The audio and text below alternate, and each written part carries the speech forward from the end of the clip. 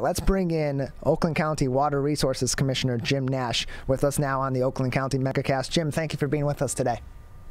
Good morning. Thanks for having me. Thanks for being on the show. So, Jim, over the last few weeks with all these storms, it's really taken a significant toll on our communities, particularly with the flooding. How have these storms been affecting our water systems, especially in response to these storms and trying to recover, but then having another one come in after and another one come in after, and just having these repeat bombardments of water in our communities? Oh, absolutely. You know, I've lived here coming on 30 years. My wife grew up here, a while ago. And this is a whole different way, a whole different weather patterns than we've ever experienced in the past. The universities of Michigan have a consortium studying climate change, and this is all part of climate change. What's going to affect us most in this Great Lakes region is going to be extreme rain events and storms. So this is something that's going to be coming, and this is a warning year. This is the wettest I've ever seen it in my life. I lived in Florida for 15 years, and the soil is more wet here permanently this summer than I've ever experienced. I can't even get my lawnmower to the front of my house because it's landlocked. I can't get past all the swamp in my backyard. So the ground is so saturated that every rain that's coming doesn't have a chance to go into the ground. It just comes right off it in sheets. So this is affecting combined sewer systems, like in Detroit, and some of the bottom part of Oakland County. We're not aware of any flooding events in our systems in Oakland County, but they got way more rain in that storm. 2 weeks ago now. They got 7 inches in some places. We got up to 4 inches in parts of Oakland County. But again, this is on top of previous rain, so all of that is coming off. None of that is really getting absorbed into the ground. So that's why we're experiencing much more flooding events from the same amount of rain that in normal conditions wouldn't cause flood events.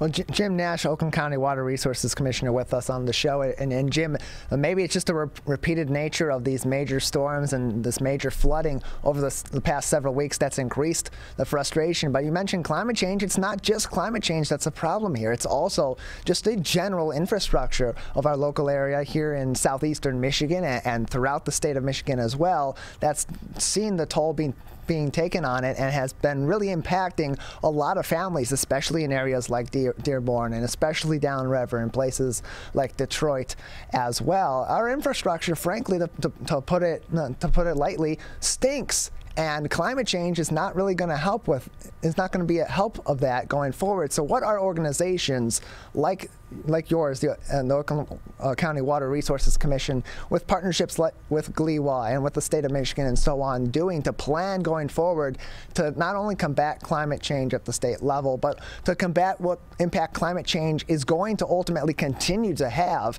on these systems that are at play?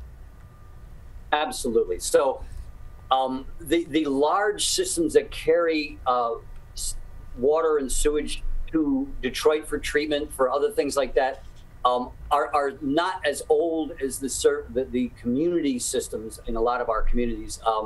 Pontiac system, a lot of the pipes underground are between 80 and 120 years old. So that the age of those pipes makes it more likely when there are events that there will be issues with the infrastructure. We invest in that. We have a 20-year, we're like 4 years now in the 20-year plan to replace a huge chunk of the infrastructure in Pontiac with much more, with newer, much more advanced infrastructure that should be more capable of handling these long-term storms. The problem is that this also affects the affordability in a lot of communities. Like in Detroit, if they had the unlimited resources, they could have invested a lot more in getting rid of these older infrastructure issues that they have. But unfortunately, the only way until recently was to bill the ratepayers for it. So their water was already unaffordable. If they did the huge investments they need to do only on the backs of ratepayers, it would make it impossible for a lot of people to afford water. So right now we have several potential inputs of money for infrastructure that we really, really need. I've expressed it directly to Senator Peters, our Congress folks, in every direction I can. There's potential now for funding from the county, from the American Recovery Act, that we're looking to try to spend in some of our communities that are in desperate need of help. And we're looking at this infrastructure bill that's coming, that we can use this money to do the work we need to do without hitting the ratepayers so hard. So this is something that we really need to be investing in strongly. I've talked to folks from the state level, the federal level. They're very interested in doing this. We already have some state and local funds that are available that we're looking to tap into to do these kind of works, to replace these water mains, these sewer mains, and the combined sewer systems in some areas. We're also working with Detroit. We're working in a project, so we're going to allow more flow from one of our separated sewer systems into Detroit for cleaning, and invest about $35 million in green infrastructure in Detroit itself to limit about 100 million gallons of rainwater that gets into that combined system that causes these overflows. So we're looking to use green infrastructure. This is the way of mimicking how water is absorbed in nature, to limit how much gets into our stormwater system. So long term, these are the things that need to be done. We're working with local communities, we're working with our regional partners and our state and federal partners to make this happen. And this funding opportunity that's coming is incredibly important to get this done. So we're really pushing hard for this. We need to get these works done. Like you said, between the combination of infrastructure, ages and issues, and the coming of climate change, bringing more storms, this is something that has to be done. If we don't, we're going to be left with more disasters in the future. So, and it's not just us. You remember 4 or 5 years ago now, up in UP, yeah. Houghton got hit by a storm that destroyed roads, bridges, downtowns. It had a huge effect on local infrastructure with a very unurbanized area. So this affects all of us in this region, in this whole, Great Lakes Basin. With what's going on right now, Jim Nash, Oakland County Water Resources Commissioner, joining us on the Oakland County MegaCast. With what's going on right now, people want solutions and people want to see there's some progress being made, even as we're looking at this potential funding coming in. But frankly, we don't know necessarily if we're going to get that funding or to what extent we are going to get that. So while that is being discussed at multiple levels, statewide, federally, so on and so forth, what is being done at the local level, particularly here in Oakland County, to work to mitigate these issues in a way that is still affordable and is not going to make a major hit on the taxpayers in order to do a major overhaul necessarily, but helps to mitigate these problems and maybe prevent severe outcomes because of these storms that are coming in? I gotcha. Okay, so the way all this is done is each individual community has their ordinances, their processes, all the things they do. Like with the 14 communities that have contribute flow to the George W. Kuhn Retention Treatment Basin, that's a combined sewer system in the southeastern corner of the county. We've worked with all those communities to develop their development ordinances, to include green infrastructure, to include ways of people when they're redeveloping land, to put things in as part of that process to limit how much water gets off their properties. And they can often use that water themselves for irrigation later. They can collect it in basins and then use it for watering their lawns and plants. And there's all kinds of uses they can get out of this. And when you're doing that, it limits how much gets into that system every time it rains. So again, communities are doing that all over Michigan and the Great Lakes region because of this impact of climate change. And at the same time, this is more, it's cheaper to put in, it's cheaper to operate and maintain over time because you're not putting in giant things underground, pipes and pumps and tanks and things that gray infrastructure has to deal with.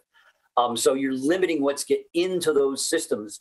And that in smaller storms, that limits pollution because pollution comes off of separated stormwater systems. If you can limit how much gets into our lakes, rivers, and streams, that helps the health of those lakes, rivers, and streams. So at the same time, we're looking to mitigate climate change by using less carbon intensive and methane intensive power. I'm at a Pontiac plant up that serves 13 communities now. Their wastewater treatment plant. We put in a new system that takes the sewage solids that we normally would landfill for $1 million or $2 a year. We're turning them into methane in a process called anaerobic digestion and thermal hydrolysis. We're taking almost all of the energy available from those solids out of it in terms of methane in a closed system. So we're going to get entirely off of fossil fuels and use the solids that we already processing to run that plant and potentially run a fleet of vehicles, compressed natural gas vehicles from that, getting vehicles and all our plants off of fossil fuels, which is what contributes to climate change. So there's lots of things my industry can do to help climate change resiliency and mitigation. And I'm pushing that as hard as I can, and regionally and statewide, that's something that's really coming into focus now. Jim Nash was with us on the Oakland County Megacast. He's the Oakland County Water Resources Commissioner. And Commissioner, as you talk about green solutions that are being planted, being put in place, not only on individual community levels, but being suggested and being assisted by the Water Resources Commission as well to help mitigate some of these issues, what can the average person, the average taxpayer, expect to see as far as results from putting these green solutions in place? How much of an impact can green solutions have on preventing severe outcomes from these 100-year floods, from these major storms that come through, as opposed to in absence of revamped systems or those gray infrastructure systems? Well, like I said, we have to kind of do both. We have to concentrate on really two things: fixing those systems we have and making them capable of holding more water in the long term as these storms get bigger. And at the same time, building green infrastructure. Individuals can do that. You have something called rain gardens. You have rain barrels that can hold water. You can use for your own land, irrigation. And then once the storm's over, you just open the tap, let it slowly come out instead of being part of that storm flow. There's lots of things people can do. Anybody that lives on a lake, river, or stream, it's called riparian land, where your land is right up against water. You can put something called a riparian buffer in it. If you grow your lawn right up to the shore, and then every time it rains, anything you fertilize that lawn with gets right in that water, that's what creates algae and bacterial blooms. It closes beaches. It causes all kinds of issues around that. So if you live on that kind of properties, you can put in a little buffer, a little 4-foot strip of more absorbent land that you put in native plants that have very deep roots. So when it comes off that lawn, instead of going right into the water, it gets absorbed into the ground in those roots. And all those fertilizers don't grow the algae and bacteria in the water. If you put in a rain garden, some communities are doing what's called utilities, stormwater utilities. So instead of just part of your water bill or part of your tax base, each home is rated on how much water comes off that property. And then if you pay for that much water, so your share of what it costs to run a system. But then if you put in things like rain gardens and rain barrels and things that hold that water on your property, then you would have to pay less for that stormwater fee, because you're not producing as much water into the system as you used to. And every property owner that connects less into the system means there's less water coming into that in a flood condition. If we can get entire communities to do those kind of green infrastructure projects, then we will have much less impact of these storms on our existing gray infrastructure. So we have to do both. We have to work on the gray infrastructure using this infrastructure funding that we're looking to gain, and we have to make sure that we do these green infrastructure processes both individually, as businesses, as communities, and develop these ways of limiting how much stormwater gets into our systems in a storm. And again, whether it's if it's a combined system in Oakland County, all of our combined systems are treated. The water that's released is cleaner than the water that's already in those rivers. And what we're doing is the most impact of stormwater is in these separated stormwater systems. There's no cleaning, nothing happens. It goes right off the roads and parking lots into the nearest lake, river, and stream, carrying with it everything, oil, gas, brake dust, all those things. So we have to make sure that what we're doing is not going to have an impact in the future. That's sustainability, and that's what I base my decisions on. We're joined by Jim Nash here on the Oakland County Megacast. He's the Oakland County Water Resources Commissioner. Jim, just another 30 seconds or so with us. Anything else that would be important for our audience to know today? You know, if you're having issues, let us know. If there's basement flooding, you need to report to your community and to my office within 45 days that you've had some kind of basement incident. Please don't hesitate to do that. If there's an issue that is in our system, we're responsible for that. If it's not us, or if it's something that's, you know, an overwhelming amount of water, that's something we'll have to look forward in the future. And we're looking to make sure that people are protected as these storms increase in volume over the years. We want to make it less likely for people to get flooded. So that's our guiding principle. Well, Jim, we thank you very much for joining us on today's show. Thanks for having me.